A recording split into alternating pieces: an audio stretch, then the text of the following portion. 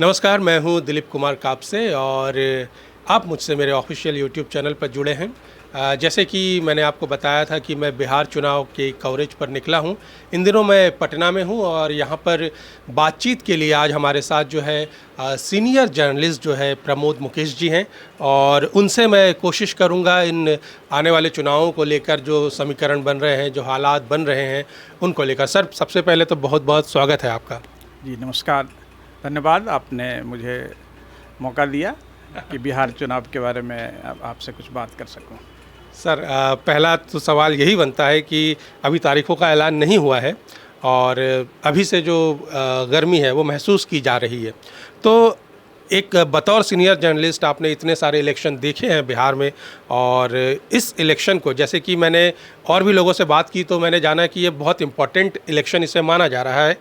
70 के दशक का एक इलेक्शन याद आता है लोगों को, 2010 का इलेक्शन याद आता है और इस इलेक्शन को 2025 के इलेक्शन को बहुत निगाहें इससे जुड़ी हुई है और बहुत लोग इसकी तरफ देख रहे हैं, लगभग पूरे देश की नज़रें हैं। तो क्या चीज़ें हैं जो इस इलेक्शन को ख़ास बना रही हैं? देखिए, बिहार का इलेक्शन, बिहार में जब भी इलेक्शन होता है तो वो देश की दिशा और दशा को इंगित करता है। चाहे 74 का आंदोलन, जिस ढंग जेपी का आंदोलन इमरजेंसी के समय हुआ था, और ये यहीं से शुरुआत तो पहली शुरुआत गुजरात से हुई, लेकिन जोर पकड़ा बिहार, और बिहार में यहीं आपके पास में ही गांधी मैदान से जब संपूर्ण क्रांति का नारा और जयप्रकाश ने दिया तो पूरी देश में ये फैली ये आंदोलन और देश और दिशा बदली। ये इलेक्शन जो 2025 का इलेक्शन है, ये कई मामलों में महत्वपूर्ण है। ये अगर बिहार में आजकल जो हाल के दिनों में कांग्रेस की भी बड़ी रुचि हुई है। कांग्रेस यहाँ महागठबंधन का पार्ट है और 1990 के बाद से कांग्रेस बिहार के सत्ता से दूर है, तो वो भी अपनी ज़मीन कांग्रेस तलाश रही है। ठीक है, महागठबंधन में वो राजद के सहयोग से, और राजद जरूर बिहार में बड़ा भाई की भूमिका में है, लेकिन जिस ढंग से सक्रियता राहुल गांधी की, प्रियंका गांधी की, चाहे यहाँ तमाम जो कांग्रेस के लीडरशिप को जिस ढंग से 6 महीना पहले बदला गया, माने पार्टी के अध्यक्ष को चेंज किया गया, कांग्रेस के प्रभारी को बदला गया, और वो चाह रहे हैं कांग्रेसी कि अपनी पुरानी पहचान, अपनी जड़ को जाने, तो वो उनकी सक्रियता इस हिसाब से है।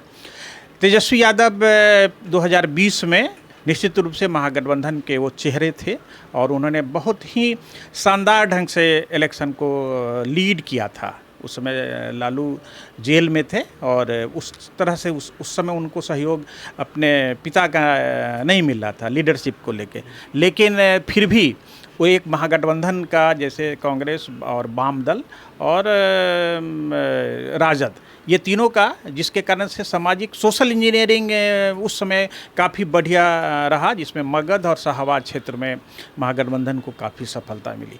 तो ये दूसरी परीक्षा और असली परीक्षा तेजस्वी के लीडरशिप की भी है। और राहुल गांधी जो अब तक हर जगह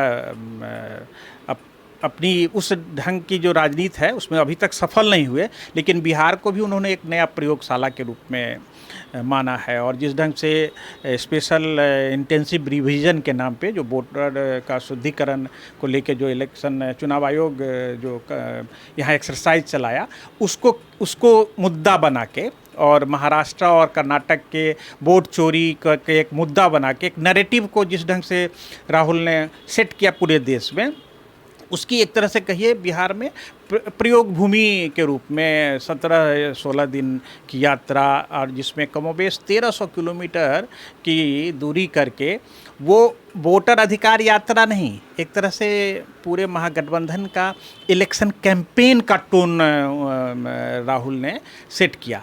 ठीक है, कांग्रेस को उसमें थोड़ा सा मेरा मानना है कि ज़्यादा माइलेज मिला, क्योंकि उसकी पूरी लीडरशिप और उसकी पूरी लॉजिस्टिक जो है और उसका पूरा इकोसिस्टम उस पर काम कर रहा था। लेकिन जो वोट बैंक है बिहार की, जो राजनीति में एमवाई समीकरण के भरोसे जिस ढंग से राजद है, जिसका एकदम कंप्लीट एक बड़ा वोट बैंक है, और वाम दलों का जिसमें माले, सीपीआई, सीपीएम है, उनका एक कैडर है, तो इसका कारण से ये एक पूरी तरह से, जबकि चुनाव आयोग में सुनवाई भी हो रही थी सुप्रीम कोर्ट में, उसको लेके कोई बहुत चुनाव आयोग ने को सुप्रीम कोर्ट ने निर्देश ही दिया, ऐसा नहीं कि उसको कटघरे में ला दिया या एसआईआर को बंद कर दिया गया। तो इसलिए वो नैरेटिव तो बहुत ज़्यादा नहीं हुआ, लेकिन राहुल गांधी एक तरह से पूरी तरह से महागठबंधन के सभी दलों को एकजुट करके 15-16 दिन तक अगर आप लगातार रह जाएं, जबकि बीच बीच में अभी भी एक कहीं से संशय भी आती है, लेकिन कि क्या मुकेश सहनी वहाँ रह पाएंगे, क्या फिर एनडीए में चले जाएंगे, क्योंकि पिछली बार 2020 में मुकेश सहनी लास्ट मोमेंट में महागठबंधन से निकल के ये एनडीए में चले आए थे। तो पूरी तरह से इस ढंग की कवायद महागठबंधन के पार्ट से मैं देख रहा हूँ। एनडीए के लिए ये एक बड़ा है कि आप लगातार 20 साल से नीतीश कुमार सत्ता में हैं, लेकिन शीर्ष पे लगातार बरकरार रहना ये भी अपने आप में एक बड़ी कठिन परीक्षा है।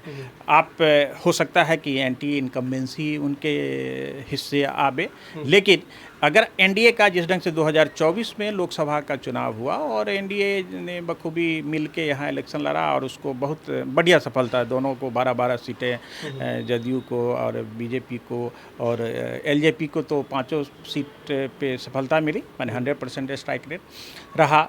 मांझी जी भी एक सीट पे जीते, सिर्फ उपेंद्र कुशवाहा को हार मिली थी एनडीए के घटक दलों में। तो उस हिसाब से उनकी भी है, जिस ढंग से नरेंद्र मोदी बिहार से ही बहुत सारी चीज़ें करते हैं। उन्होंने मधुबनी की सभा से ऑपरेशन सिंदूर होगा उसकी भी घोषणा और टोन और टेनर जो कहते हैं उसको सेट किया था। तो और हर महीने एक बार बिहार आते हैं। 2 महीना पहले पटना एयरपोर्ट का उद्घाटन किया, इस महीने कल पूर्णिया एयरपोर्ट का भी उद्घाटन होगा। इसलिए और बड़ी केंद्र की योजना और पैसे को लेके, और हाल के दिनों में नीतीश भी पूरी जो भी मशीनरी है अपनी उसको गैल्वेनाइज कर दिए हैं। और तो ये पूरा इलेक्शन अगर राष्ट्रीय परिप्रेक्ष्य में देखिए तो राहुल की जो वोट चोरी की जो नैरेटिव है मोदी के खिलाफ, उसका भी टेस्ट होगा। और नीतीश कुमार पिछले 20 साल से सत्ता में हैं, तो क्या वो लगातार रह पाएंगे, उसको लेके होगा।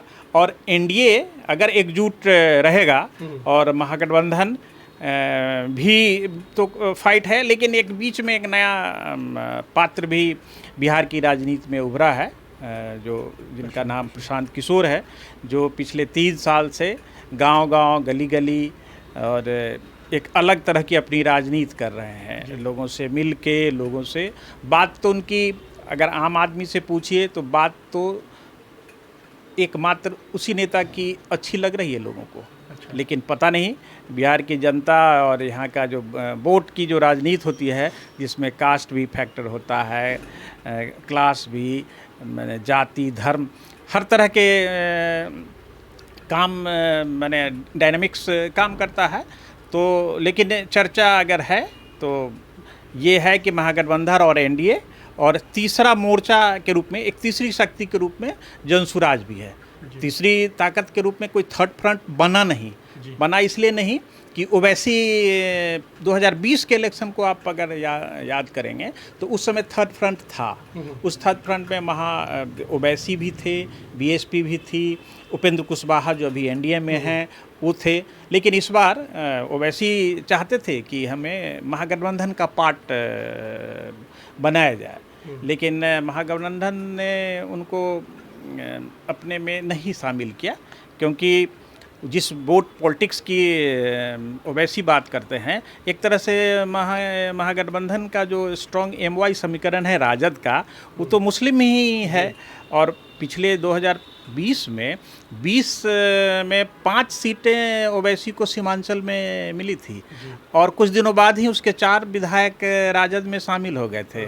तो ये और अपनी ही मैंने जो खेती है उसमें दूसरे को मौका न राजद भी देना चाहता था, और सीमांचल की राजनीति में कांग्रेस भी प्रभावशाली है। किशनगंज में पहले बराबर कांग्रेस के ही सांसद हुआ करते थे, कटिहार में अभी वर्तमान में भी कांग्रेस के ही सांसद हैं।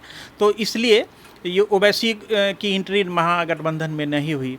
इसके कारण अगर वो एंट्री होती तो निश्चित रूप से महागठबंधन थोड़ा मजबूत होता, मेरी व्यक्तिगत अपनी राय है, क्योंकि तो और भी वोट नहीं छिटकता। लेकिन अगर महागठबंधन में न एंट्री हुई, लेकिन जनसुराज एक तीसरी शक्ति के रूप में, मुझे नहीं आकलन क्योंकि मैं अभी जिलों में नहीं घुमा हूँ, लेकिन जो प्रारंभिक सूचना है और जो जिस ढंग से जनसुराज की सभाओं में, प्रशांत किशोर की सभाओं में भीड़ आ रही है और नई तरह की राजनीति की बात वो करते हैं। अगर मुसलमानों की सभा में मुसलमानों को भी खरी खोटी सुलाते हैं कि आप तो अभी तक वोट बैंक ही बने हो, अपने बारे में कब सोचोगे, अपने बच्चों के बारे में कब सोचोगे। तो ये हो सकता है ये सुखद संकेत हो